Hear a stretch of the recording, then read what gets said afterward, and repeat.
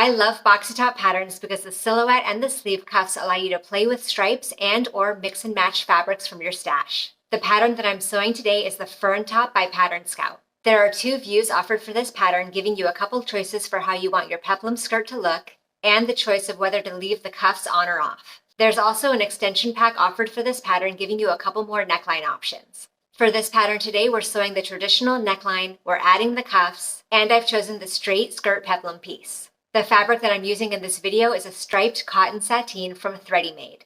This is an easy pattern, suitable for beginners, and one that you can have a lot of fun with. Let's get started. Here are my front sleeve pieces for size A, which do not include bust darts. If you're sewing size C or D, you'll want to prepare your darts and sew them at this point.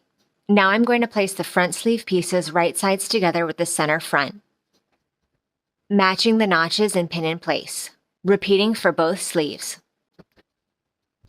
Then I'll sew these seams with a 5/8 inch seam allowance, finish the raw edges, and press them toward the sleeve.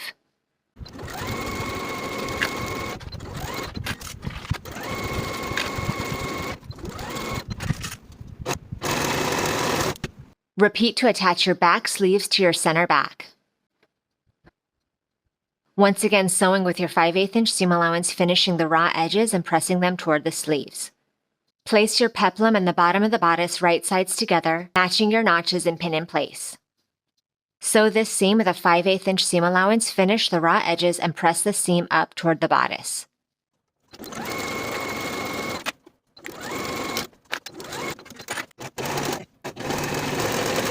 And repeat to attach both peplums to both front and back bodice pieces. Place your front and back pieces right sides together, matching the shoulder seams and pin in place.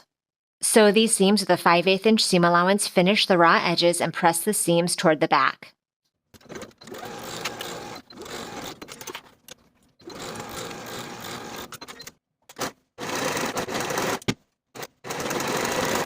Apply interfacing to the wrong side of your front and back facing pieces, then place them right sides together, matching the shoulder seams and pin in place.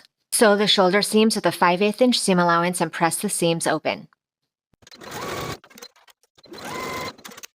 Then we're going to finish the raw edges of the facing all the way around the outer edge. Here are my front and back bodice pieces opened out at the shoulder seams. I'm going to place my facing right sides together with the neckline, pin in place all the way around, matching the shoulder seams.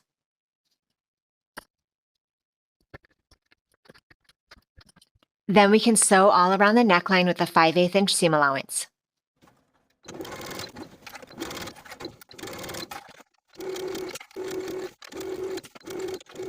Then we can trim our seam allowance to 1/4 inch.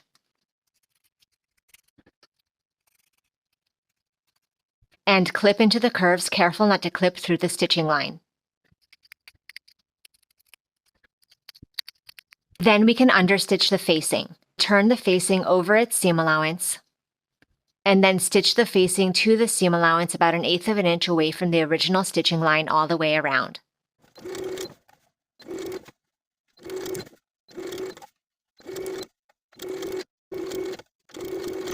Now that the facing is understitched, we can turn it to the inside of the garment and give the neckline a good press. Then at each of the shoulder seams, we're going to stitch in the ditch as far as the facing to secure the facing in place, placing your needle directly in the shoulder seam and backstitching at the beginning and end of your stitches.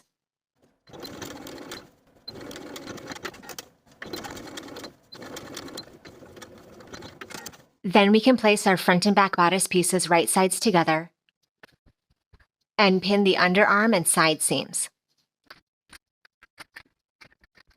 on both sides. And then sew the underarm and side seams with a 5/8 inch seam allowance, finish the raw edges, and press the seams toward the back.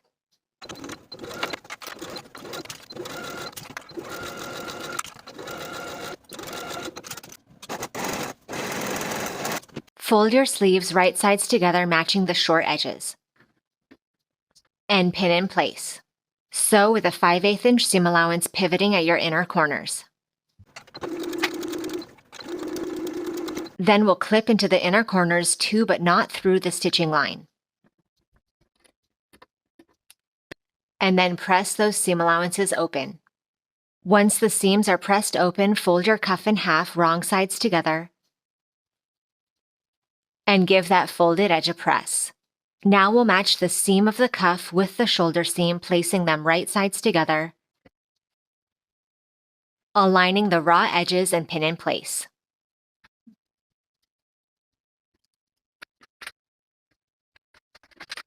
Repeating to pin both cuffs in place.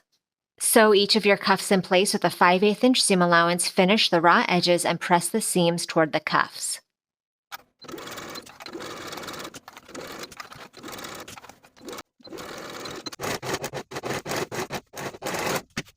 To hem the bottom of the garment, the pattern instructions tell you to turn the raw edge to the wrong side by 3/4 of an inch, and then again by an additional 3/4 of an inch, giving that a good press. Because I want to maintain length in the garment, I'm going to turn the bottom raw edge to the wrong side by 1/4 of an inch and press all the way around. And once that 1/4 inch fold is pressed, I'll roll that on top of itself to press by an additional 1/4 of an inch. And now that I've rolled that hem, I'm going to edge stitch close to that inner fold all the way around the bottom of the garment.